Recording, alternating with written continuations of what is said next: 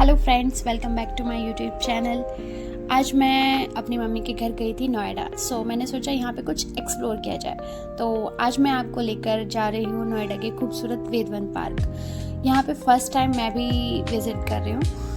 ये बहुत ज़्यादा फेमस था कि सनातन संस्कृति से जुड़ा हुआ है, तो मैंने सोचा कि चलो हम भी चल लेते हैं। मैं, मेरे हस्बैंड और मेरा भाई, हम तीनों जा रहे हैं एक्सप्लोर करने। मैंने सुना है कि यहाँ पे बहुत सारे ऋषि मुनि इन सब के ऊपर और हमारे वेद संस्कृति के ऊपर बहुत सारी चीज़ें दिखाई जाती है। तो मैंने सोचा कि चलो हम भी एक्सप्लोर करके देखते हैं एंड आपको रिव्यू देते हैं। तो मैं फिर बाइक उठा के अपने पति के साथ निकल गई और आज का वेदर भी बहुत अच्छा हो रहा था, तो बहुत मज़ा आ रहा था। So let's go with me, continue. तो अब मैं यहाँ पहुँच चुकी हूँ। यहाँ पे पहुँचते ही देखा मैंने बहुत ज़्यादा क्राउडेड था एंड यहाँ पे आपको एंट्री के लिए सबसे पहले आपको टिकट लेने की नीड है। तो मैंने भी लाइन लगा लिया अपने टिकट के लिए। मैंने टिकट परचेज कर लिया। आपको एडल्ट के लिए 20 रुपीज़ पर पर्सन लगता है और बच्चों के लिए सिर्फ 10 रुपीज़ लगता है। और लेज़र शो का जो टाइम रहता है नाइट में रहता है 7:45 में गर्मी के दिनों में, और ठंडी में आपको 7 बजे से। तो फिर हम भी एंट्री कर गए। एंट्री करते हमें बहुत सारे लोग दिखे, जो कि लाइक बच्चे बड़े सब लोग आए हुए थे। संडे था तो जाहिर सी बात है आज तो क्राउड होगा ही। क्राउड था और हमने यहाँ पे देखा वेदों का सार था, जिसमें मतलब कौन कौन से ईस्वी में किस किस ऋषि ने वेद लिखे हैं। उसके बाद हम भी नए थे, हम भी एक्सप्लोर कर रहे थे कि लाइक कहाँ पे क्या चीज़ें हैं, क्या है, कैसे है। अविनाश भी बोल रहा था कि यार कहाँ पे क्या चीज़ है, हम भी देखते हैं। क्राउड देख के तो लग रहा था कि शायद होगा इस पार्क में बहुत कुछ अच्छा सा। फिर हमने यहाँ पे एक देखा, दुध्याशु करके एक लिखा हुआ था और वहाँ पे एक बच्चे की मूर्ति जैसी थी, तो हमने उसकी भी वीडियो बनाई। एंड अगेन फिर हम लोग आगे बढ़ गए। सोच रहे थे कि हमें कुछ अच्छा दिखेगा, कुछ तो नया दिखेगा जो हमें नहीं। फिर इतने में अविनाश को वॉशरूम लग गया और वो वॉशरूम चला गया। फिर हम यहाँ पे, मैं और मेरा भाई वेट कर रहे थे कि ये कब आएगा। आई डोंट नो, इसको कहीं जाते ही क्यों टॉयलेट लग जाता है।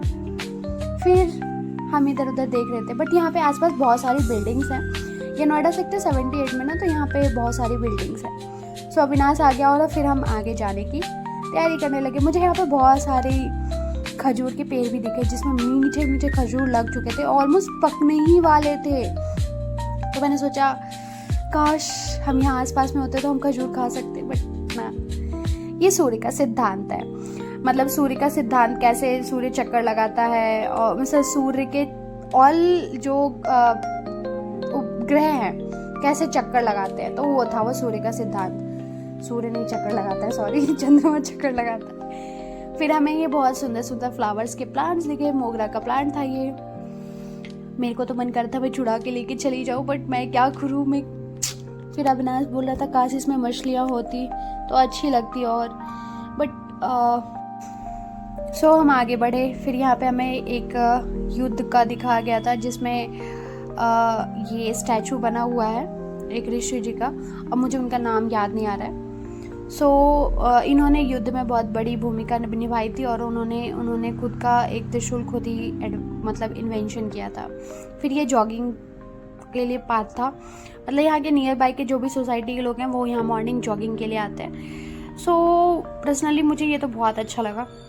जॉगिंग ट्रैक लिटरली बहुत सुंदर था और बहुत ही ज़्यादा ब्यूटीफुल था। और नेचर, बाय गॉड, इतना सुंदर यहाँ का मतलब प्लांटेशन इतनी सुंदर की गई है ना।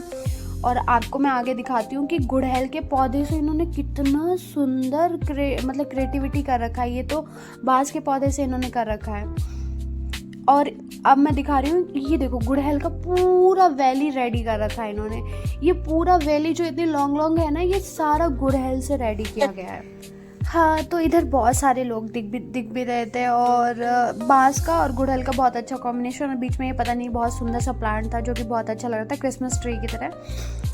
अब हम इस वैली से बाहर निकले। बाहर निकलते ही हमने देखा बहुत सारा क्राउड। अविनाश बोल रहा था यार बहुत अच्छा लग रहा है, बहुत ग्रीन नेचर है। मैंने कहा वाह, तुम्हें पसंद तो आया एटलीस्ट, वरना तो ही इज़ नॉट लाइक मतलब मेरे को कहीं नहीं जा रहा, दिल्ली में कुछ भी अच्छा नहीं है देखने के लिए। फिर हमें ऊपर जाना था जस्ट बिकॉज वहाँ से पूरा व्यू आता है, पूरा व्यू वृंदावन का। तो मैंने बोला चलो हम चलते हैं। फिर मैंने इस पहाड़ पे चढ़ाई स्टार्ट कर दी गाइस। मैं क्या कम हूँ किसी से, मैंने भी चढ़ लिया। मैं बिना लड़खड़ाए सीधे चढ़ गई व्यू लेने के लिए। फिर हम इस पे चढ़ते ही मेरी तो हालत टाइट हो गई थी। फिलहाल चढ़ने के बाद व्यू इतना मस्त आया ना, पूछो मत, इतना सुंदर। But crowd, oh my God, crowd literally इतना क्राउड था, इतना क्राउड था जैसे लग रहा था 1000 से अबव लोग थे वहाँ पे। बट क्या करें, हम भी फर्स्ट टाइम आ रहे थे, एक्सप्लोर करना था, तो हम भी बोले नॉट एन इशू, क्राउड है तो कोई बात नहीं। बट यहाँ पे क्राउड सिर्फ रील्स बनाने वालों का है। एक्चुअली ये था हमारे हिंदू सनातन धर्म का पार्क, बट कुछ लोगों ने इसे बहुत गंदा कर रखा है। लिटरली मैं आपको दिखाती हूँ कैसे यहाँ पे लोग भोजपुरी गाने पे रील्स बना रहे हैं, कैसे मतलब इतना गंदा सीन कर दिया ना इन्होंने। इतने ब्यूटीफुल पार्क को इतना गंदा इन्वायरमेंट दे दिया। मतलब यहाँ पे लोग बच्चों के साथ आ रहे हैं और लोग ये देखो कैसे रील शूट हो रहा है, क्या ही बोलूँ। खैर कोई नहीं, सबकी अपनी अपनी चॉइस है। But as it Mayawati park की तरह इन्होंने इसका भी हाल कर दिया। देखो किस तरीके से रील शूटिंग चल रही है। आई नो सबका अपना अपना वर्क होता है, बट इफ़ अगर ये हिंदू सनातन धर्म से जुड़ा हुआ है पार्क, तो please don't do like that. मेरे को ये पर्सनली बिल्कुल नहीं पसंद आया। आप वीडियो बनाओ, अच्छी वीडियो बनाओ, हमारी संस्कृति के ऊपर बना दो, कोई बात नहीं। बट ये डांस वाला ऐसे के देख रहे हो, मैं सब कपल वीडियोस बना रहे हैं, couple videos. So not an issue, मेरे को तो कोई दिक्कत नहीं है। दिक्कत तो है बट नहीं भी है, मुझे किसी को अपना पर्सपेक्ट नहीं देना है। सो मैं और अविनाश फिर बोले चलो हम एक्सप्लोर करते हैं, कोई नहीं इनको। फिर मैं और अविनाश चले आए फाउंटेन्स के पास। यहाँ पे बहुत अच्छा लग रहा था क्योंकि हवा चल रही थी, तो फाउंटेन्स का जो वाटर है ना वो हमारे फेस पे आ रहा था और बहुत अच्छा लग रहा था। बट फाउंटेन में के वाटर में ना क्लीनिंग नहीं थी। एक्चुअली क्लीनिंग करना चाहिए इनको, क्योंकि अगर इतने लोग आ रहे हैं, इतने लोग मतलब बहुत दूर दूर से लोग आते हैं, तो एटलीस्ट आप अपने इन चीज़ों को क्लीन करके रखें।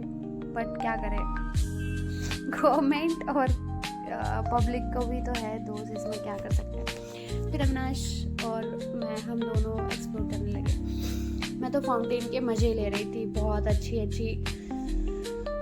हवा चल रहा था गाइस। एंड मुंह पे जो पानी आ रहा था ना वो तो ऐसा वाइब दे रहा था लाइक इतना गर्मी में इतना सुकून।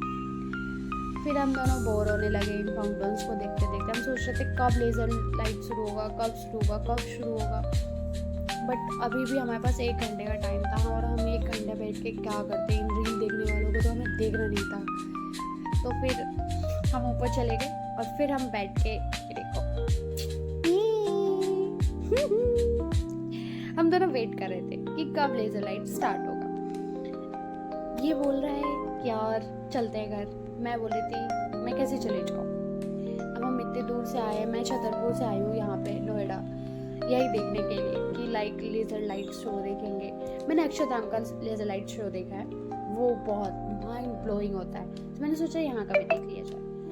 सो हम दोनों वेट कर रहे थे बहुत देर, और यहाँ पे ये रील्स की बौछार लगी हुई थी और मैं परेशान। क्या करूँ गाइस, मेरे अंदर का ये क्यों बाहर आ जाता है टॉक्सिक कीड़ा।